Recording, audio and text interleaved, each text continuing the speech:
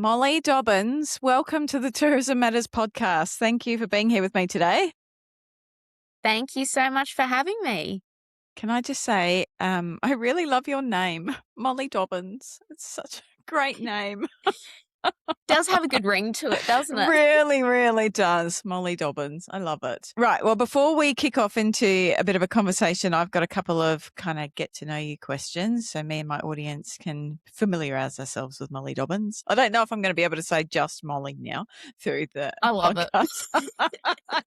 You are from hereforth known as Molly Dobbins and only Molly Dobbins. Perfect. It's a brand. Right. I'm not going to do that. Molly, when you're traveling and you're on the airplane, where are you sitting? Aisle seat, window seat, or middle seat? I love the window seat, but because I've got such broad shoulders, I sort of prefer the aisle. Just to allow people to get in and out and not feel as squish. You're not getting hit by the cart on the way down. I mean, either way, I'm getting hit either side with broad shoulders. But no, I have a preference for the window. But do like the aisle just for that quick escape, especially if you're sitting at the front of the airplane. Okay, fair call. Mix it up a bit. All right, and tell me, when you're on holiday and you're at the hotel buffet breakfast, where are you headed? What's going on your plate, Molly? Where do you go at the buffet? I want to know all the details. I'm a big fitness junkie, so I'd be ensuring there's protein, carbs on the plate, and all the healthy fats. So I'd probably go for bacon, eggs, bit of smashed avo on toast, and fuel up for the day. Generally have a big brekkie, skip the holiday lunch, and then head for dinner. All right. All right. Healthy Molly Dobbins. Yes. Yeah. You're not being tempted by a Danish or a breakfast donut. No, I try to save the calories for the alcoholic beverages, I think. Oh, yeah. Okay, fair call. So you've got bacon, eggs, smashed avo, and a margarita. Yeah, perfect. Okay. All right. Well, thank you. I do actually, oftentimes when I ask that question, I don't feel like I know the person any better by the time they get to the end of the answer. Yeah, just but confusing. People do some wacky stuff at the buffet breakfast, myself included. So thank you. Right. I would like to go back to young Molly. Molly, where are you now and where did you grow up? Yes, so I live in Brisbane still, always grown up north side Brisbane. Right. Born and bred, parents grew up on the north side of Brisbane, so just naturally followed their footsteps. And yeah, today's Molly, of course, had the privilege of working as the Tourism and Hospitality Gateway to Industry Schools Program Coordinator at the Queensland Tourism Industry Council. So if you told, young Molly 10 years ago that she'd be here, it'd be a dream come true. Wow. Okay. Well, let's talk about that. So going through high school, you studied tourism. Am I remembering that correctly? Yeah, so in grade, so I had the funny, I don't know, feel like most students go through this, but in year 10 did work experience as a physio. In my head, I thought Molly is going to be a physiotherapist. Didn't get the traineeship I wanted, so I was like, oh, what the hell, I'll choose tourism. And then I studied in grades 11 and 12 a Cert 2 in tourism, which obviously was meant to be, because not a day goes by I don't regret doing that. I had the most fantastic tourism teacher that just lived and breathed tourism and just really embedded it in us. Wow. And so, really got to learn that tourism was an industry which I think to this day isn't really talked about or advertised to students properly. Okay. And when you say, I just want to go a little bit deeper there. When you say, what the hell, I'm just going to do tourism, can you recall, I've spoken to another guest about this who did tourism in high school and she was literally like, my friend was doing it and it fit my timetable. It's fit. So that's why she did tourism. Can you remember, what was the what the hell, I'm just going to do tourism part? Yeah, I think it was my backup option if I didn't get this physio traineeship.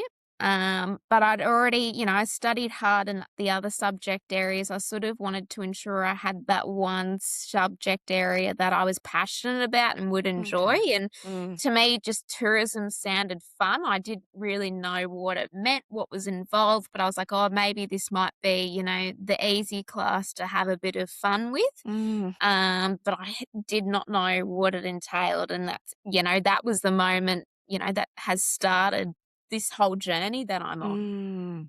All right. Thank you for uncovering that. All right. Let's talk about that journey then. So you finished high school, and then what did you go on to do after that, Mum? Yes, I did. I got good grades. You got to, at the time, was the OP system. So I could go to the universities I wanted and the courses. So I went on to study at the University of Queensland, a double bachelor's degree in business management and international hotel and tourism management. Mm. So I majored in business management and tourism management. So did that for 4 years. And throughout that time, I did, interning for tour companies. But the more pivotal one was during that time, it was COVID. So I essentially did my whole university experience from home, attending classes from home. Oh. It wasn't till towards the end that I went to campus. And I found the course really easy. So during studying that particular degree, I actually ended up getting a full-time job for a company called Tourism Tribe. So did full-time work, full-time studied, and was truly immersed in the world of tourism, even though I was doing it online. Because there's even a Mm. work from home job too. Oh, So it was really interesting. I bet you've got a lot of pajamas and trackies and A lot of trackies. half. Yeah, that's true. God, you're just the casual bottom half. Um, can I just so regarding your studies, almost that entire degree from home. Yeah, it was crazy. Yeah. And so how did that so one of the things that I always promote if I'm speaking to a young person that's thinking, should I study, should I not? And they're not too sure. Well, one, I don't believe you have to study to start a career in the tourism industry. However, if you choose to, and I did, one of the major benefits from my perspective is the networking opportunities and the opportunities to get out there and like volunteer for stuff and just the industry connection, I guess, that a lot of the tertiary institutes have. Did you still get those opportunities if the majority of your study was during COVID? 100%. So I suppose a bit of a funny story within this. So going back to high school for a minute, when I studied the tourism certificate, participate in the Queensland Tourism Industries Council's Salute to Excellence Awards. So with that, I was fortunate enough to win 2 years in a row, and really from those winnings, not about just winning, but within attending those dinners, and built a network up from there.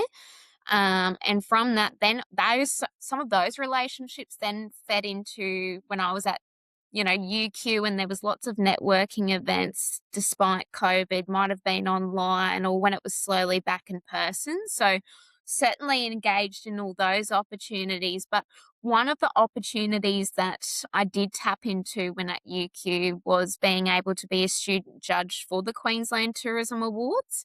Mm, And that's where I then met Liz Ward, who is CEO and co-founder of Tourism Tribe.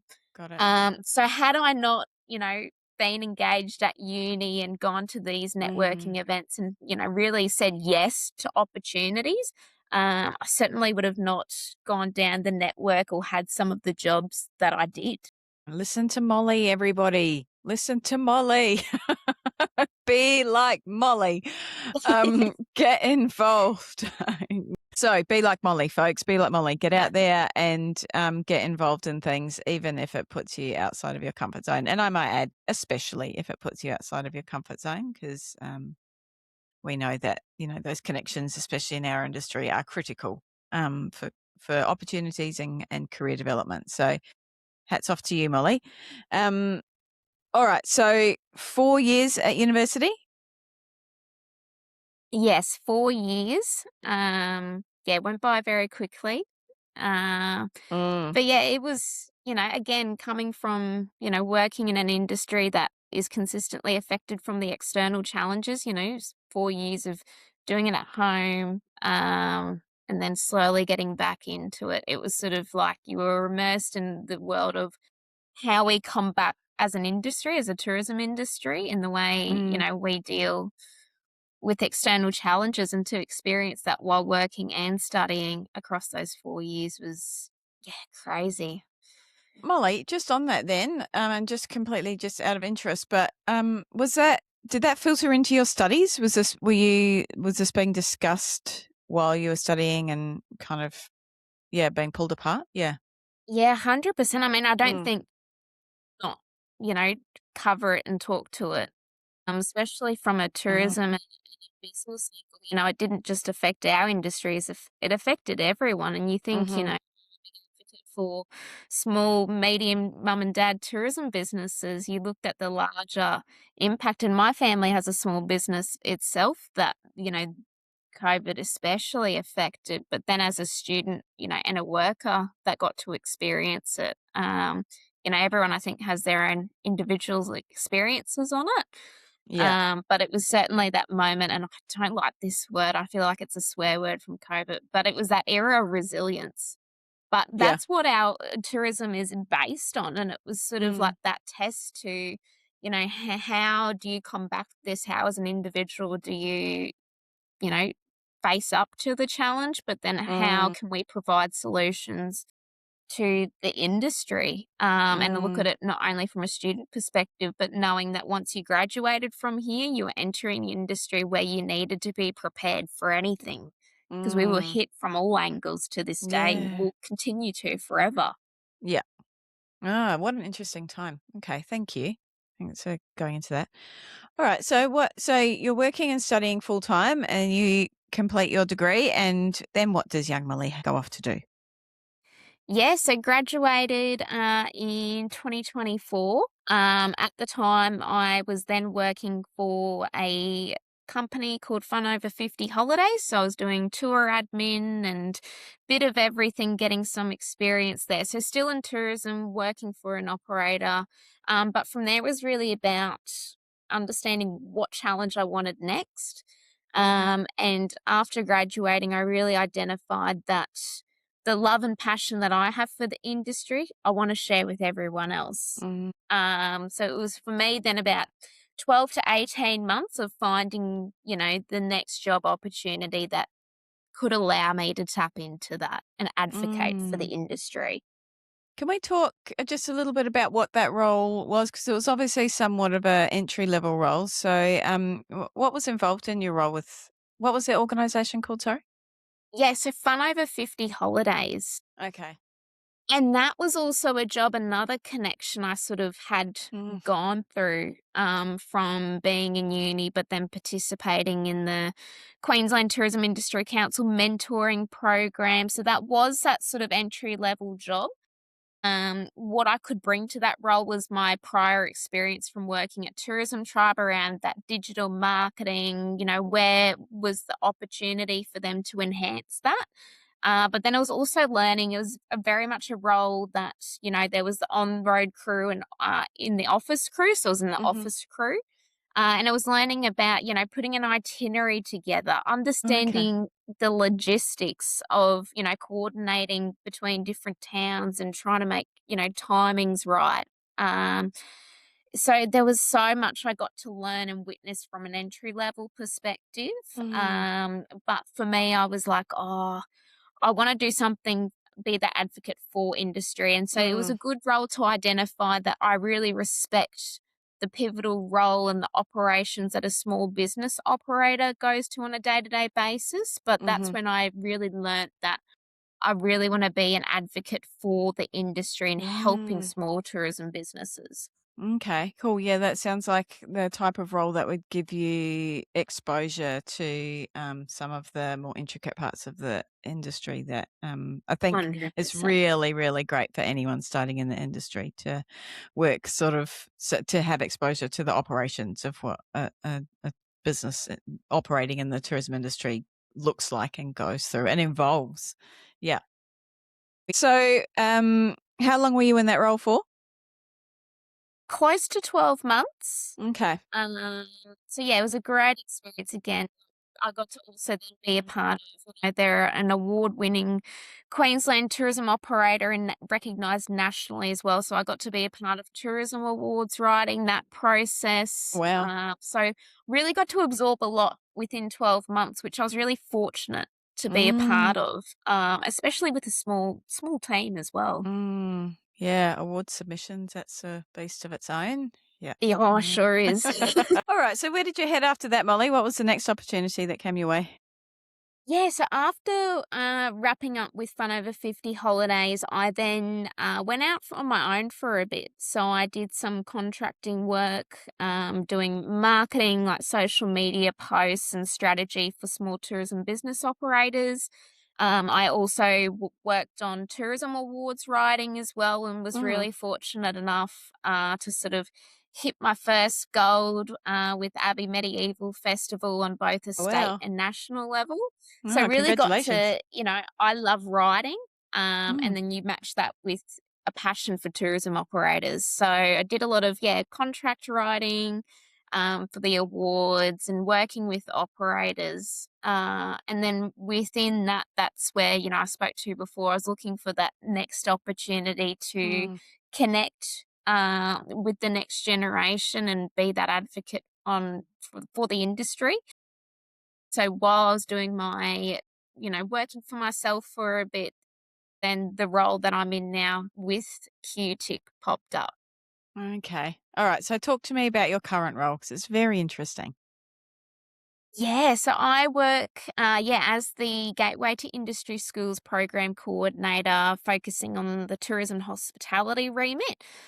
So this program is proudly funded by the Queensland government, so that it comes under the Department of Trade, Employment and Training. And it's a fantastic program that allows to work with Queensland schools that are delivering, either the tourism, hospitality, events, commercial cookery certificates or applied subjects, but really working with the schools closely to provide that connection to industry. So, what I like to label as connecting classrooms to careers and providing students and teachers that opportunity to get out of the classroom into industry and showcase the connections and the network and the breadth and depth and diversity this industry has to offer and how we can support that pipeline for young people studying those certificates in school to continue that journey post school. So yeah, working with educators, students, industry, really, connecting the dots on that. There are a lot of dots to be connected. Yes, especially in our industry when it's this big umbrella with so many, avenues and opportunities. Mm, So it's an exciting role that brings a very big challenge when we look at workforce, especially. yeah.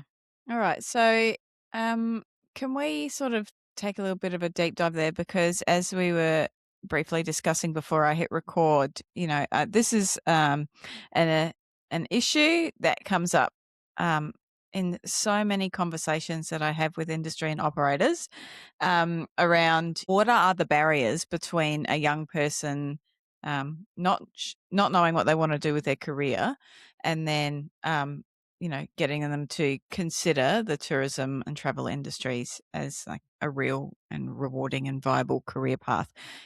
Have you got any insights there on sort of what you're actually seeing, like in schools and in classrooms? Yeah, I mean, the where to start? Mm, It's there's so many barriers, but I think the core of the issue is how, both sides of industry and the education system, there's no real toolkit or outline as to the language and how we're conveying tourism and hospitality and events as a career, as opposed to, I think there's a big stigma that's seen on students and parents' behalf that it's that industry or job you do while you're studying or while you're trying to figure life out. Like, they don't understand that there is longevity across the industry, Mm, that has both two sides of linear and non-linear journeys. mm, So I think, it starts with that. What's the language? What are the conversations we're having in connecting industry and education to say to students, have you considered, if they love marketing, have you considered destination marketing for a tourism operator? Or a, regional tourism operation. Have, like, hotels mm. provide such linear journeys from entry level jobs to Yep. working your way up. It's that conversation piece of how together do we solve and come to terms with using the right terminology and the right idealization that this industry has so much to offer, and especially for young people. Yeah. Is getting in front of parents as well, equally as important as the students, do you think? 100%. That's, Mm, coming through my delivery with working and getting into schools and then getting students even out of the classroom into industry. I find it's the parents we need to better connect with. How do we get in front of parents and have the conversation around, tourism is just as important industry and provides many opportunities as, your law or being a doctor or, trades. It provides just as much opportunity and mm, pathways. It's not a bad industry to be a part of. It's much greater than yourself. So I think 100%, it's getting in front of the parents, and then how do we get parents and students together to convey this message that there's opportunity and pathways for them. And typically, I would say, most of the students pick tourism hospitality as a subject, either like I did, that it was, just there, it sounds fun, or, mhm, oh, it's on my line, I'll just pick that. mhm, Let's give it a little bit more purpose. Let's give it a little mm, bit more intention. Why are you choosing tourism or mm, hospitality? Is this your supporting that, doing the work in school that you just want to go and get a job straight away, or do you then want to take that on to delving into the industry a little bit more in university or tertiary mm. studies? So yeah, it's going greater. What are the resources? Yeah. Have you identified, what any of the barriers are? Like, is it salary expectations? Is it just purely that students and parents don't know that a career even exists in tourism? Like, have you seen, is there any sort of standouts for you? Some of the core barriers, and really clear examples are on that general communication education piece to parents Mm, and students, not okay. really understanding what tourism hospitality is. Mm, 2, it is the wages. mm, Fortunately, I think, young people are in a certain mindset that, "Oh, I'm gonna go study this and then I'm gonna go straight into a manager's level and earn $100,000." That's not the case in any industry. You've gotta start and mm, work your way up somewhere. And what mm, I say to students when they go, "Oh, but the wages aren't great in your industry," and I go, "Well, once you find that thing you love about the industry and pursue it and you're really good at it, the money will come with it in time. It's mhm. like any other Yeah. industry." Yeah. So those are some of the core, probably the 2 main barriers I identify, Mm, when talking to students. mm, yeah. Yes, it's interesting. Oh, my mind could go in 100 different directions there, but I'm really interested in because you've mentioned it a couple of times as we've spoken, is the language around tourism careers and kind of having a uniform language that operators or industry can kind of refer to. Have you got anything further to sort of add to that? Because I hadn't thought about this at all before I spoke to you last week about the terminology and the language that we're using. Um, have you got anything else to add to that? Yeah, I mean, as an industry, I think we've all got the North Star, right? We need a workforce now for tomorrow, especially in Queensland when we look to the Brisbane 2032 Olympics. We're going to need that workforce now, during, and post. So when I say, the language and having this uniformed, approach to how we're talking to young people about careers in tourism, I think, what we need to come together with is identifying, a little bit of a marketing toolkit that we can get across to all Queensland schools. And maybe it's something, a concept that can go nationally to all states. Mm. I'm sure all states, not just Queensland, have the same problem and experience with how tourism is conveyed in the classroom and being Mhm. spoken to about.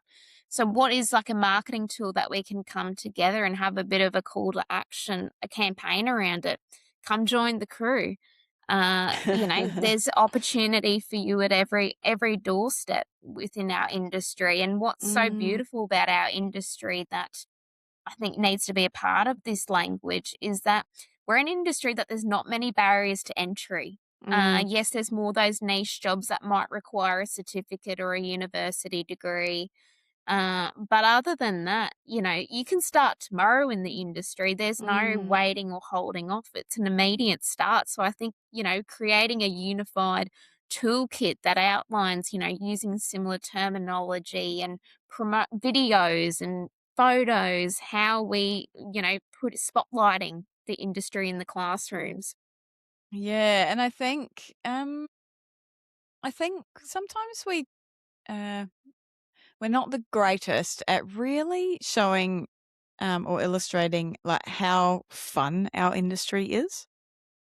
I should think of a better word than fun, but it's fun. Like, it doesn't matter what cog in the wheel you are, whether that be finance or HR or, I don't know, people and culture or marketing. Like, at the end of the day, the product is travel or experiences. And, sometimes once in a lifetime experiences, bucket list experiences for people. And just by nature of that being our product, like, not every day is perfect and it's not all sunshine and rainbows, but even on the imperfect days, it's still, this problems we're solving are still around travel and the opportunities that we have as an industry to do fun things and meet other great and fun people, is for me number one reason that I have been in the industry so long. Um, Yeah, I couldn't agree more. And I think as well, like it's such an industry that gives you purpose. Like there's not many industries that you can turn up to work mm, every day, and every day is a bit different. Like there's a new challenge in no matter what role you're in, whether you're in people and culture, you're in mm, finance, or you're a tour guide. Like no day's the same in tourism, mm, and even in working in a bit of an office job, so to speak, no day is the same for me either.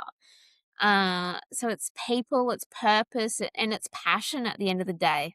And mm. not many areas can cater to those 3 Ps. The three Ps definitely needs to go on the shared language list. Fun and the three Ps. Molly's three Ps of tourism. um, in your role, do you have much exposure to, like, industry? So I know obviously you're spending a lot of time in schools and with educational institutes, but are you very industry facing? Yes, very much so. Mm. So when I first came into the role, I really saw an opportunity to, the Gateway program has such potential to cater for this pipeline of getting young people into the industry and how we can support them at every point. We're pretty lucky that there's, I think nearly a program for every sort of stage in someone's life in the tourism industry to Yeah. support their growth, both personally and professionally. So I came on board Saul Gateway. I was a Gateway student. I went to a Gateway school. I understand the value. So for me, it was about, how can we better build relationships with educators and students and industry? So a lot of the delivery I've been doing over the last 10 months is getting students out of the classroom and into industry. And on to that point, working with industry to curate unique hands-on experiences that provide students exposure to all Mm. aspects of a tourism operation. So for example, one of the first ones that I did was working with a fantastic business on the Gold Coast, Paradise Resort Gold Coast. So they're a family friendly water, Mhm. they've got a water park, a resort, and it's going beyond the site tour. So we took hospitality students there for a day immersion where we did a site tour, but then we did, mocktail making, pizza Mm. making, bed making competition. Surprising the boys were the best at that. Could have never picked that. No. But it provided going more than just looking at a hotel. They got to understand that it's not just front desk or not just concierge. There's marketing, there's finance, HR, the kitchen, food and bev, Mm. housekeeping. And through that, we ended up being able to place 5 students in an apprenticeship or a traineeship. Oh. So when you look at, those immersions and getting students out, it's that spark and click to go, Mhm. "This sounds really fun." Oh, wow. That's amazing. Apprenticeships or traineeships. I'm glad to hear that that is a thing in Queensland because I struggle to find them because I think that they are so invaluable. And such an amazing probably I can't think of a better way to get lifelong sort of career buy-in from a young person or any person that wants to consider the tourism industry than to do a traineeship or an apprenticeship where you get to move, throughout an organization and throughout their departments to experience all the facets of a tourism business. I'm very pleased to hear that that exists. Some I really encourage, the students that I work with, especially when talking to year 10 students when they're looking at, what subjects or what do I want to do for 11 and 12. I'm like, you've got 2 or 3 years now to lock down and utilize the time while you're in school to do, a certificate or a traineeship and start your Mm, career now. Why hold off mm, till you finish year 12 when you can begin it tomorrow? So it's a yeah. fantastic opportunity. Yeah, that's fabulous. I derailed us a little bit there. So, when you're out with operators, what are you hearing from their side in terms of careers and workforce and anything remotely associated? Yeah, I suppose when you're talking to operators, and it's probably a very general stigma is around the younger generation, you've got these, social media, phones, there probably is a bit of a work to be done with students around those foundational skills and customer service and being at Hmm. work on time, time management, organization skills. So from a, young generation perspective, it's like, oh, if I'm going to bring them on for work experience or a traineeship, like, are they going to turn up? So for operators, they're going, well, especially the mum and dad businesses that might want to bring a Hmm. small team on around building that legacy piece. Hmm.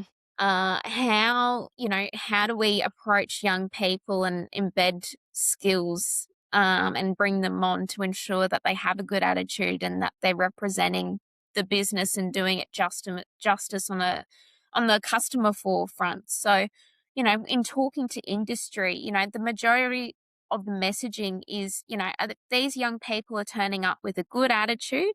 They've got, passion and a willingness to learn. The skills and everything else can be taught with it on the job. Yeah. Now it's, our work to go, well, how do we, work with young people to teach the foundational, the core skills to having a job and being responsible?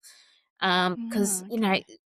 operators would love to invest in traineeships and apprenticeships, but it's just having that reassurance that, you know, are these young people committed? Are they there? And it's, teaching these young adults of, the day to day life of having a job and the realities. Mm, So in the school perspective, that's what we're hearing. But I think it goes across the board with, whether they're students, job seekers, career changes, our industry, like I said before, there's no barriers to entry. Mm, As long as you turn up with a good attitude, you're mm, determined, the skills and the learning can come with the jobs. yeah. Yeah, and I think from, my experience talking to operators, I don't know if I've ever met one that has said to me, "I'm not prepared to train someone on the job if they have Yeah. the right attitude." Obviously, role dependent. Some roles will Yes. require, some particular skill set or experience, but by and large, um, if someone has the right attitude, you're absolutely right. They can learn on the job, the skills required. And in terms of what you're saying there about preparing young people for the workforce, um, that makes me feel pretty good because to me that seems kind of like, and I might be wrong here, but I guess like low hanging fruit. All young people, regardless of what industry, if you want to transition from being a student to an employee or even an entrepreneur and running your own business, those skills are across the board. So that I feel like that's, I was going to say tackleable. Is that a word? We'll go with that. Tackleable. Yes, definitely. And it's something when I work with industry to curate, immersions for students, we try to align the activities that it's complementing and touching on these foundational skills, the Mm. importance of customer service, and then, unpacking that with tonality, body language. Mm. It is so important that we're not just exposing them to industry and roles, but understanding the core skills that are required on just a daily basis. Mm. And even I guess that I guess lends itself to the point that not everyone will inherently just have those skills. I think also business owners, employers, um, maybe just need to appreciate that some people will require training. They need to learn those skills and learn why your tone or your body language or the experience that you provide the customer is critical to the doors being open again tomorrow, um, and you continuing to have a job. And if you don't necessarily have those skills as a 17 or an 18 or whatever age you are, that's okay. We can help you. We can teach you, but I think also that underlying buy-in into and understanding as to why the skills are important is a, a critical piece. Percent. And I think, as no matter what industry, like you've got to understand as an operator, as a business, like some of these kids aren't fortunate enough to be in a household where they're taught these skills. So there needs to be that little bit of understanding that, bring them on and mentor them. Mm. They might be the unicorn that might be running your business one day. Mhm. So it's having that little bit of faith and on both sides, that growth mindset and that openness to go, this kid deserves a shot. Mm. This industry is for them. Mm. And do you have any exposure in what you do in terms of, as we spoke about this when we chatted last week about entrepreneurship and business ownership, or the desire for that in a young person? Is that anywhere in the realm of what you do? Yeah, it's something that is slowly progressing, but Mm. I would love to do more of. And I think, Mm. you look at tourism operators, and the majority of these operators, they are entrepreneurs. They Mm. started purely out of passion, purely for something they love. Um, I would say, yes, money and earning being a profitable business is imperative to being open, but a lot of our tourism operators open because they have a love of people, they've got a passion for the industry, and that's their purpose, their why for getting out of bed each day. And I think, Mm. you look across the board, not just in from a tourism lens, but you see a lot of young kids starting their own business, like as a bit Mm. of a side hustle, social media accounts, and that's certainly an aspect that is tourism. Mm. I think, our industry is built on small and medium tourism operations. So seeing, young people and encouraging entrepreneurship and bringing new ideas to the table, we need that coming into the future. Yeah. So, how do we start that conversation that Mm. entrepreneurship is also a pathway? Yeah, absolutely. And you're right. We definitely do need a continual pipeline of entrepreneurs in the industry. And